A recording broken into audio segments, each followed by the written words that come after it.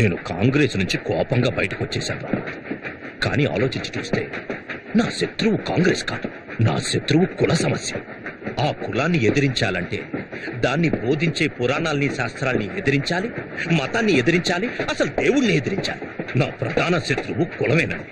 అందుకని వీటన్నిటిని ఎదిరించాలి. ఆదిమ ద్రవిడ సమాజంలో అసలు కుల సంఘాలే లేవు. అందుకని తమిళ భాషలో కులమనే మాటే లేదు. అసలు ఆర్యులు వచ్చిన తర్వాతే మనకి కుల జబ్బు పట్టుకుంది. ఈ కులమనే భూతాన్ని వదిలించుకోవాలంటే మనం ప్రజల్లో చైతన్యం తీసుకురావాలి. దానికి రాజకీయ పార్టీలు ఉపయోగపడతాయని నేను అనుకోవడం లేదు. సమాజం అనే పార్టీని మనం స్థాపించాలి. సమాజంలో కుల వివక్షత వల్ల అట్టడుగున నలిగిపోతున్న ప్రజలందరికీ కనువిప్పు కలిగించాలి. వాళ్ళని కూడా తలెత్తుకుని తిరిగేలా చేయాలి.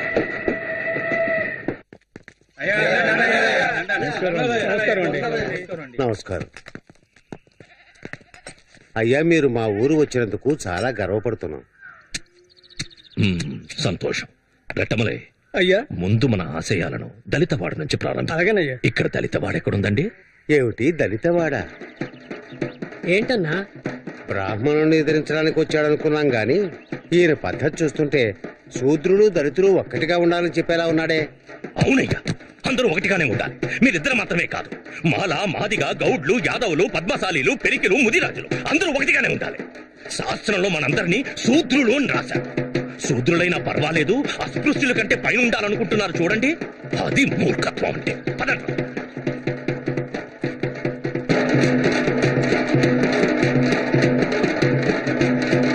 ముందు డప్పు కొట్టడం ఆపండి. అయ్యా, ఇది దేవుడిచ్చిన వృత్తి అండి. దేవుడిచ్చిన వృత్త? చూసారా రెట్టమలై శ్రీనివాసన్, వీళ్ళని అలా మోసం చేస్తున్నారు. ఇది మాత్రమే కాదయ్యా, దేవుడు కరుణకు ప్రతిరూపం అని కూడా నేర్పించారయ్యా. దేవుడు కరుణకు ప్రతిరూపమైతే ఇక్కడ మీకు జరుగుతున్న అన్యాయాలన్నిటికీ ఓ పెద్ద భూకంపం సృష్టించి ప్రపంచాన్ని అంతం చేసి ఉంటాడు. మీకు కావలసింది ఆత్మవిశ్వాసం. మీరెవ్వరికీ తక్కువ కాదు.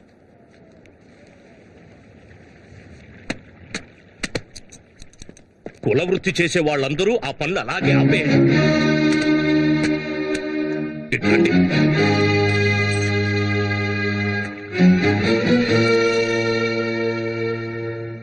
క్షవరం చెయ్యడం, బట్టలు ఉతకడం, దొడ్లు కడగడం, మేళం వాయించడం, ఇలా మనుషులకి కావాల్సిన అన్ని పనులు మీరే చేస్తున్నారు. కానీ మీ వృత్తి వల్లే మిమ్మల్ని అందరూ తక్కువ కులం వాళ్ళంటున్నారు. అందుకని ఇక నుంచి మీ కుల వృత్తులన్నీ మానేయండి. పై కులాల వాళ్ళందరూ వాళ్ళ క్షవరం వాళ్లే చేసుకొని, బట్టలు ఉతుక్కొని, దొడ్లు కడగని, వాళ్ల శవాలకి వాళ్లే డబ్బులు వాయించుకొని. మరి మేమెలా బతకాలయ్యా?